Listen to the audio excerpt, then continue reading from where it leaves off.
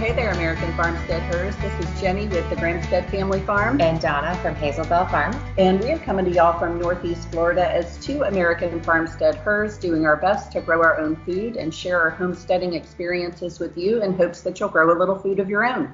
Yeah, this week we're talking to Sam from Scrubland Farms Nursery in Fort McCoy, Florida. Hey, Sam.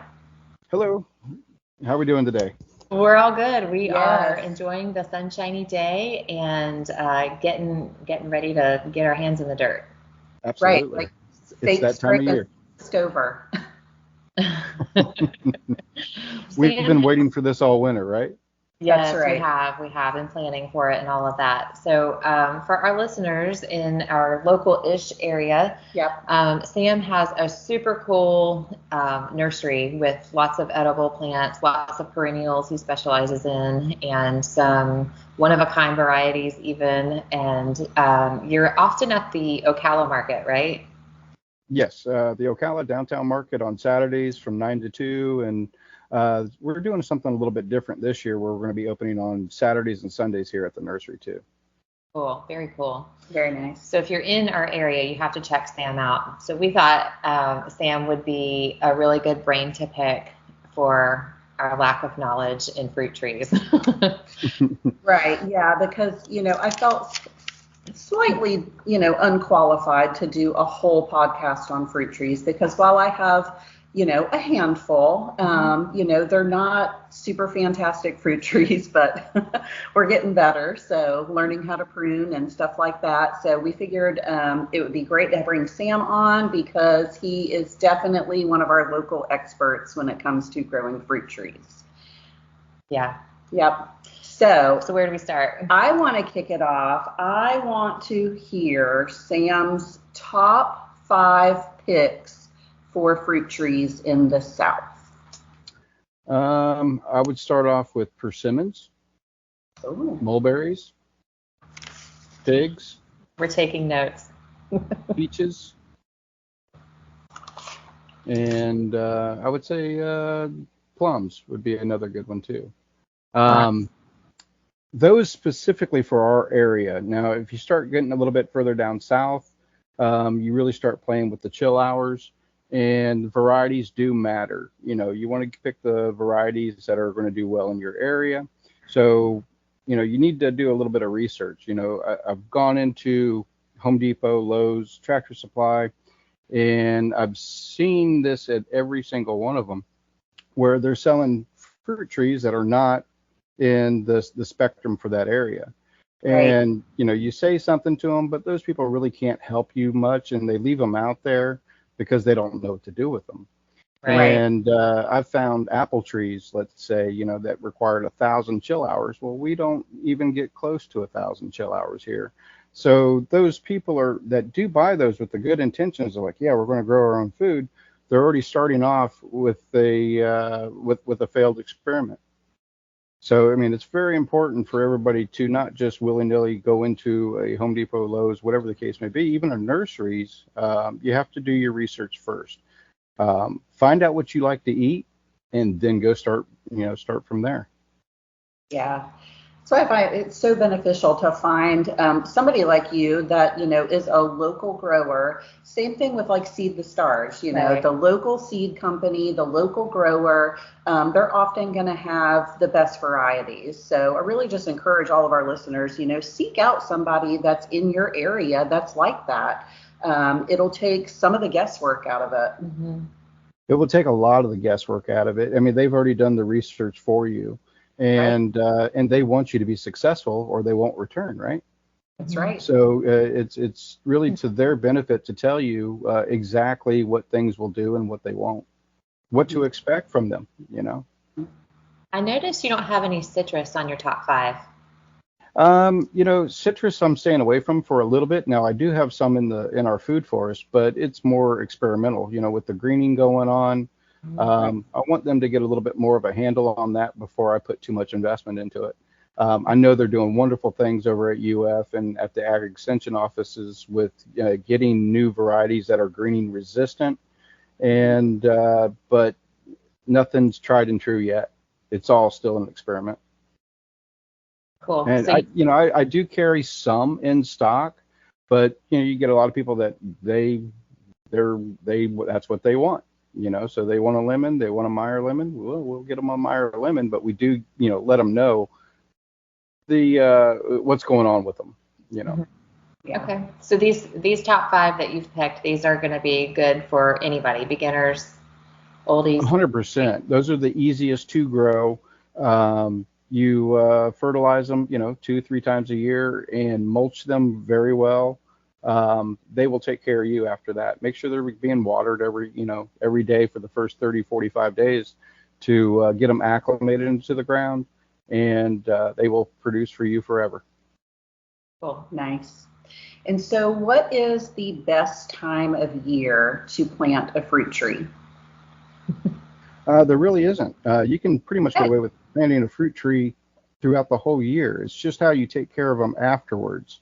Once you put them in the ground, what you need to do with them.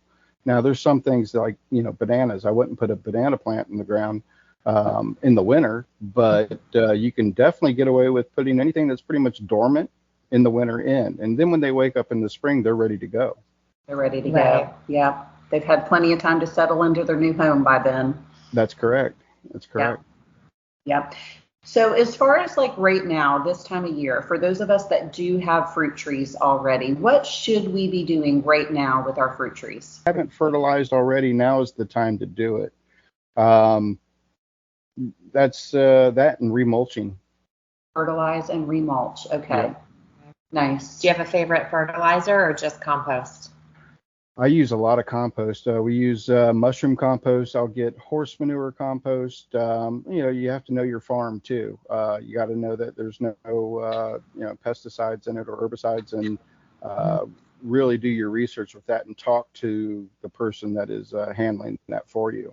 Other than that, mostly like mushroom compost that you can get in the bags. Those are pretty good. Even the black cow is good. I know there's some controversy on that with herbicides being in it, but that's their business, so they have to fix that. So Right. if that's not going to be their norm. Yeah. Yeah. Okay. So if somebody's looking to plant a tree now, it's February. Mm-hmm. How like I've seen so many different ways, because like I said, the fruit trees are not our number one thing here. Like we have some, I say we do our best. I know I could do better. Is what I should say. So that would not be my best. How would I plant a tree? I actually have 2 apple trees right now. I have good varieties for our area, but they need to go in the ground. And I've seen different ways that I need to plant them. So what's your recommendation for somebody who's new, who just bought her first apple trees? How do I plant them? Okay. What I would personally do, especially if there's so many different methods, and there's not one 100%, the only way to do it. But Right. the typical standard way when you're explaining it to somebody would be, dig your hole 3-4 times bigger than that container. Take some of your native soil, mix it in with a bag of, say, mushroom compost, and put that back in the hole. There's many, many different methods. I personally don't dig holes anymore. I go on top of the ground. And that's been a tried and true, for me, effective way of doing it. Gives it the best start, and it's just easy to manage for me that way. And like I said, I don't like digging holes, so I go on top of the ground. I'll put the cardboard down first. I'll put cardboard down, and then I'll put a little bit of compost, and then I pull the tree out of the container, rough up the roots, put it on top and in the center of that cardboard, and then bring my mulch in, or my compost around it, and mount it and slope it. It's not going to be a volcano. You want it to be sloped well. And then I'll bring in my mulch and put it around that. That kills off all the grass. That actually, rings the dinner bell for the earthworms to come in and start eating that cardboard. What they'll do then is start laying those castings underneath that cardboard. And so when the roots finally get into the ground, it's actually really good soil. You don't have to prepare your soil for a year in advance doing it this way. You can just simply put it in the ground or put it on top of the ground, and it's going to do its thing from there. That's been a really good, effective way for me, and I've been doing that for about 4 years now, and I have not seen any really I haven't seen any bad side effects from that. Do you just stake the trees up? Yeah, I would stake the trees up. If it's in a high wind area, I would stake it because it is going to be top heavy, so to speak. But after those roots really start digging in, it's on its own. And I've actually seen it actually come down and become a little bit more level with the ground by doing it that way after a couple of years. That's been like I said, that's been a really, really good way for us to do it here. You know, trees, the roots, they really like well-draining soil. So when you're putting them in the ground, you really don't know, you know, if you got a lot of clay under there, water, this is going to ensure that those roots get well-draining soil. So it's just been really good this way. And also keeping the grass off of it. I mean, Yeah. That's choke out a fruit tree like some grass. That's very true. Very true. And you really, it's very important. It's a system. You know, it's not just buy a tree and you're done. You need to get the compost. You need to do a little bit of work and research. Then put it in the ground and then water it for 30, 45 days. You want to water it every single day, especially in the spring. Spring is actually one of the rougher times to plant a tree. If you plant it in the summer, you've got those daily rains that it's doing it for you. Yeah. So it's a really good time in the summer to actually plant a lot of your trees. Interesting. Yeah, it is interesting because that's not when they're on sale. No, not at all. Not at all. But you know, when I was talking about it being a method, mulch is a key part of doing this too. And a lot of people don't like to do it. They want to put it in the ground and walk away. Well, what happens is the sun is hitting that soil. If you don't have it covered, it's evaporating every bit of nutrition and every bit of water that's in and around that tree. So mulching locks it in. It's perfect because, I mean, if you have too much water, it allows enough to come to the surface to actually evaporate and then still keeps enough in the ground for the tree roots. So it's a really good way of doing it. Plus you get the mycelium rolling. Once that mycelium starts kicking in, and if you ever seen where you pull the mulch back a little bit and you see these spider webs of fungus, that is really essential for the health of our trees. Those spread out, they're pulling nutrients, they're pulling moisture from other parts of the yard and bringing it to the roots of those trees. So it's really important to mulch. And even the citrus trees, you know, if you look on UF, they're going to tell you not to mulch citrus trees. They're not talking about backyard growers. They're talking about orange groves. It's important to mulch. Very good. And it really doesn't matter what you mulch with, does it? I mean, it does actually. What I've found is like cypress and cedar don't do a really good job of they get so tight on top of each other. It becomes almost like a water barrier. Whereas pine bark is very loose. It allows the air in, allows the moisture in, and holds also the moisture in the ground as well at the same time.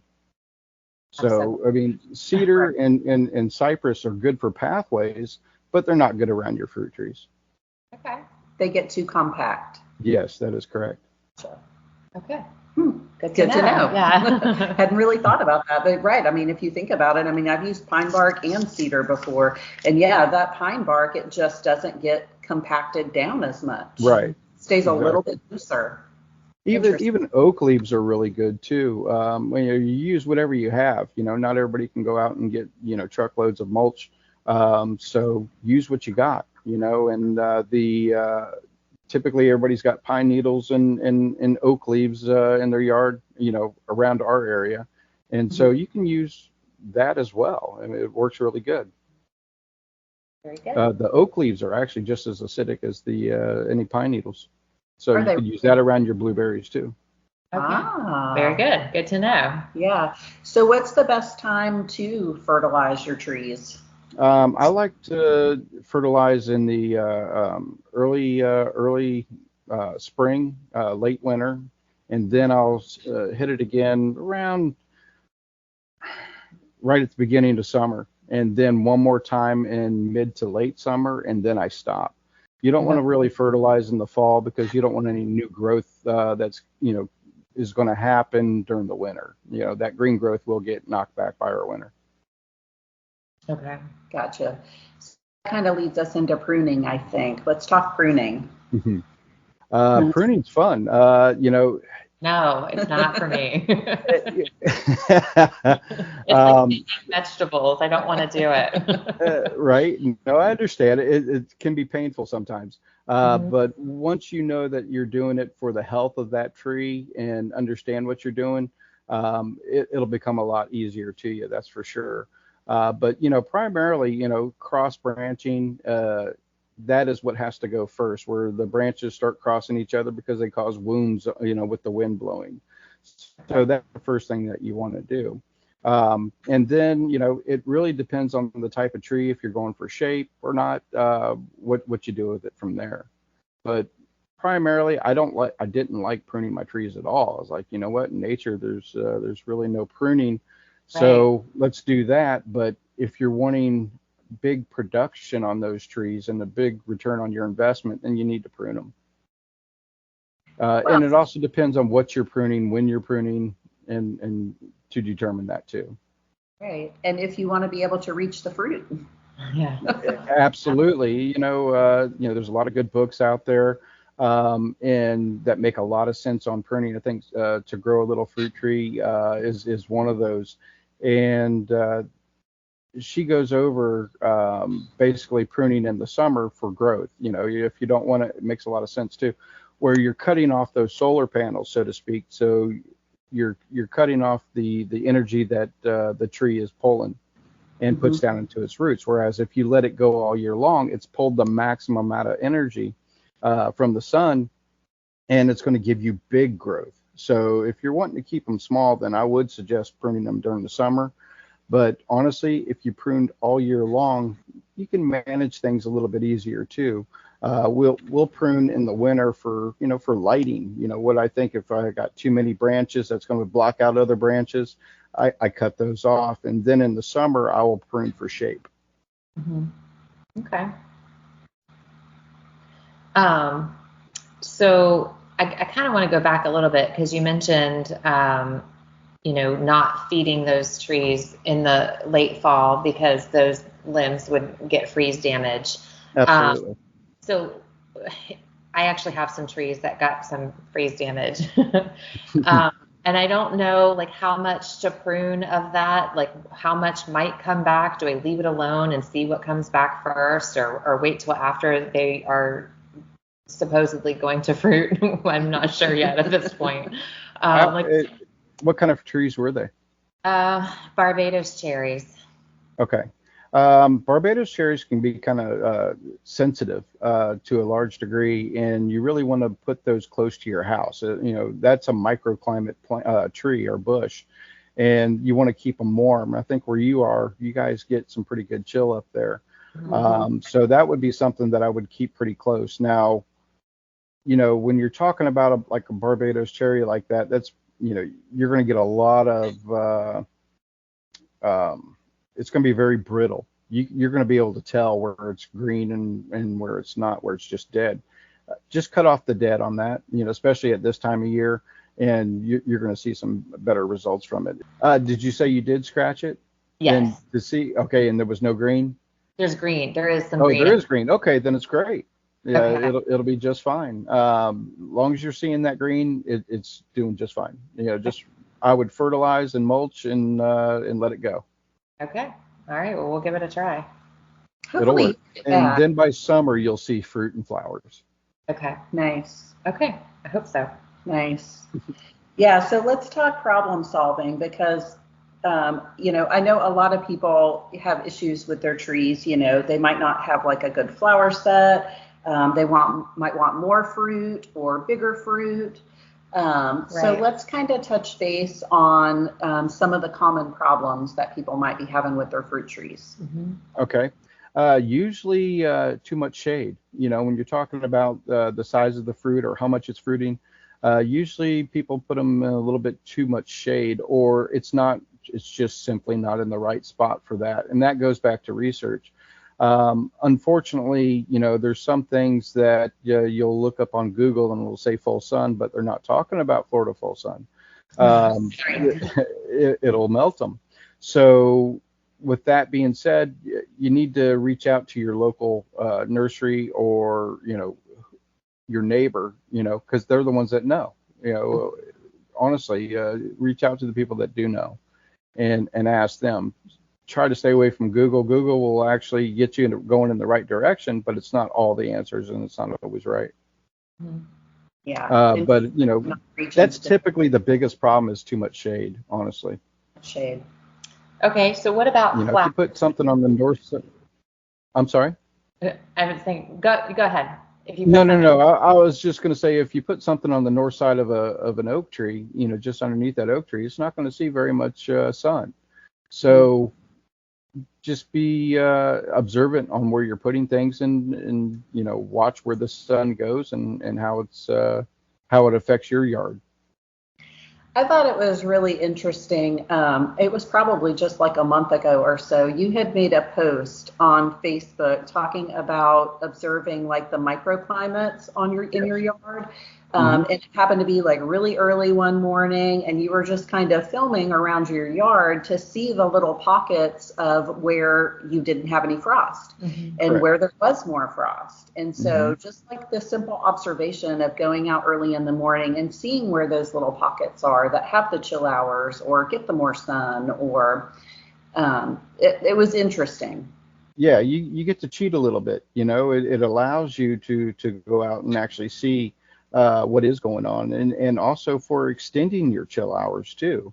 If you've got something that requires, I try to do everything to make it as easy as possible in our own food forest, but I do push the limits too. I do like my jaboticabas. I do like cherries, so I'm gonna play around with the hot microclimates as well as the cold. And if you can extend your chill hours for just a couple more hours every day, that adds up pretty good. Yeah. We have that kind of on our list of how do you push the zone there. I can't push the zone with fruit trees. I don't have the patience for it. It's not patience. Like my cherries might be done. This is their last chance, because I've come to the realization that they have to survive or they don't. I'm not going to baby them. They need to naturally want to live here, or they're not going to live here. Right. Yeah. I completely understand that. And Barbados cherries is more of a tropical cherry. So that's what I was saying. Those need a little bit more warmth than, say, a true prunus cherry. So the true prunus cherries, that's where we're trying to push those chill hours as high as possible, whereas the tropical, we're trying to keep it warm. It's a good cherry, though. Is there a cherry that works really well for in the middle there, where it's not high chill hours, but it's also not low? I'm working with what is considered some low chill for cherries, which is around between 200 and 300 chill hours, which is very low. But there's only like 2 or 3 varieties that will allow you to do that for a true prunus cherry. And that's Mini Royal, Royal Lee, and there is one more. I'm drawing a blank on the other one right now. And that's what I'm playing with too, because I want cherries. But the other ones, they jump right up there to about 1,000 chill hours. Right. Wow. So we typically get, in our area, well, the last 5 years, we probably averaged about 325 chill hours, whereas the last 10 years, probably more in the 350 to 400. The last 20 years was more 450 to 550. So there's actually been a huge decline on chill hours. We've had some good ones this year, but they're still not back to normal. Interesting. But you got to play with it, and that we change up varieties by doing that too. It's like I don't want to sell a Florida King variety if we're only getting 300 chill hours. Then somebody's going to get really disappointed. Those need typically 350 to 400 chill hours. So it's just knowing, again, your area. I'm going to link a website in the show notes of the show for where you can go and put in your zip code to see what your chill hours are expected to be. I looked at it just recently, I think last week even, and it said that where we are, or where my zip code in Keystone Heights was about around 450, I want to say.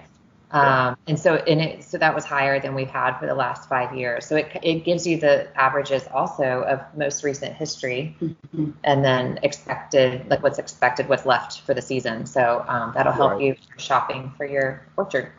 Yeah, if that's the Fawn Weather channel or the Fawn Weather Network, they are really great. Yeah. They really are. You can even email them and get your last 20 years history on that too. Very cool. Very, very cool. Interesting. So while we have you on, this is not fruit tree related, but it is edible related. Do you know what I'm going to ask? No. Okay. I'm excited to hear. Donna and I are both struggling with our goji berries. Okay. Wait, but let me tell you where I stand first on my goji berries. Okay, so I bought some goji berries. I think I bought them from your nursery. I bought them from you too. A couple of years ago. Yep. Because I know they're super healthy for you. I know all the health benefits. And you can buy them dried in the grocery store. I don't like them dried. They taste like dirt. And this is coming from a person who likes beets. Okay, so like they're gross dried. I don't like them. But I learned that I do like them fresh, and so we've had them fresh at another property, and they were completely hands off. I just got lots of berries. I don't know if it was beginner's luck, maybe, but so since then we have these new ones, and I really wasn't getting many berries at all. They were flowering. I thought birds were eating them maybe, but I just wasn't seeing many fruits at all, and so I mowed them over. I said, I'm not keeping them anymore. I mowed them over. Well, they're goji berries, and I'm sure you're very familiar that doesn't really happen. You don't just get rid of them by mowing them. No. I even tarped over for the whole winter, and I just pulled the tarps back so I could start planting stuff. And underneath my black tarps are goji berries that are like 6 to 8 inches tall, and I'm like, what's that bright green new leaves? What is that? And I realized it's my gojis. So I want them to be successful if they're going to live there. So what do you suggest? I would actually add some azomite to your soil. Or if you're familiar with that, it's got like 65 essential minerals and vitamins that you can add to your soil, because that might even help to sweeten them up and make them a little bit more tolerable for you too. Usually it's the other way around. People like them dried and not fresh off the plant. And but yeah, again, I plant mine underneath my mulberries, and it allows for the perfect weather for them, because they don't like full Florida sun. But if you were to Google it, it's going to say they want full Florida sun, or full sun. Mm-hmm. And but I found that that's just not the case. So when I put them underneath my my mulberry, when it loses all of its leaves, it's getting the full on cool weather sun at that point in time. So they've been really extremely prolific when I've did it this way. And I put them in other places around the yard, and they just didn't seem to take off as well. But put them underneath that, it allowed the perfect environment for them, and then they're protected the rest of the year. But they do flower, they do fruit. They're decent. They do well under there like that. But I do add azomite, and I do compost. Okay, so what you're saying is I need to plant another fruit tree over the existing goji berries. That's what I would suggest. Okay. A mulberry particularly, or just something deciduous. It doesn't have to necessarily be a mulberry. Okay. I mean, I have no problem with mulberries. Mulberries do great. Yeah. They get along great with my contorted mulberry. Very cool. Very, very cool. All right. I think that probably is my problem, because they do get full Florida sun. Do yours? Well, I moved mine when I had initially bought them that first year that I had them, because I looked it up on Google and I put them right out in the full sun, and they didn't grow at all. I mean, they didn't die, but they didn't grow. And so I was convinced that's the wrong spot for them. So I moved them to partial sun. And they've done much better over there. Like we've gotten some growth, we've gotten a couple of little flowers. At one point I did mow mine down too, and they came back really happy. Like they're like, yes, thank you for You're that. not getting rid of us that easy. That's No, right. apparently not. So they are doing much better now that they've got a little bit of shade. So Good. So generally speaking, back to pruning, would you say after the fruiting season is the best time to prune? It really depends on the type of trees. Like mulberries do wonderful if you wait until they're done fruiting and then go through and prune them. But for the most part, if you stuck with the not necessarily, generally by summer they've already fruited. Most things. So if you stuck with the summer, pruning for keeping it short and design, and then winter for just for allowing sun to come through the following year, I think you'll see a big difference. Okay. nice. Yeah, I've not been good at the pruning. Now I have giant mulberries. Yeah, pruning is such a big. It doesn't have to be a huge task. It could be going in there and just simply removing one or two branches. You don't have to level the whole thing out. You don't have to coppice it or do the pollarding. You can just simply do a few branches. And when I do prune, I generally prune it all the way back to the trunk of the tree. Mm-hmm. Wow. Okay. So. Nice. Well, in other news, you have your Food Forest Expo coming up soon. Yes. We do. That's going to be a lot of fun. We've got a lot of local experts that are going to be speaking on their trades and giving us their advice on dealing with our environment and what we're dealing with. So no better to ask them how we do things. These guys make a living off of this, so they're going to have some really good knowledge to share. Yeah, so that is called Scrubfest Homegrown 2025. That's correct. Saturday, April 12th. Mm-hmm. Yep, April 12th, and the gates will open at 8 a.m. and we'll go until everybody's done talking. Wow. Yeah, and that's gonna be quite the day. I was just looking at the speaker lineup this morning, and you've got quite the speaker lineup for that. Yeah, we've got 12 speakers, and it's going to be an amazing time. I love bringing in the big name speakers. Some of them are my really good friends, but it's going to be really good to hear from the people that we don't get to hear from often, and so that's going to be really exciting. And and a lot of those folks, they're really niched down into what they do, so they really are like the experts. Right. 100%. And that was by design. And so we got some really good people. I'm excited to hear it. If I get to hear it, it's probably going to be the playback that I get to hear, because it's such a busy day every time we have those events. Yeah. But we definitely love having you guys there too. That actually helps me because then I can go back and listen to what went on. Oh, okay. Well, we like it. We love your place. The nursery will be open also, right? Absolutely, 100%. We're going to have a lot of vendors that aren't talking here as well. We just couldn't pack any more in, so it's turning out to be quite the expo.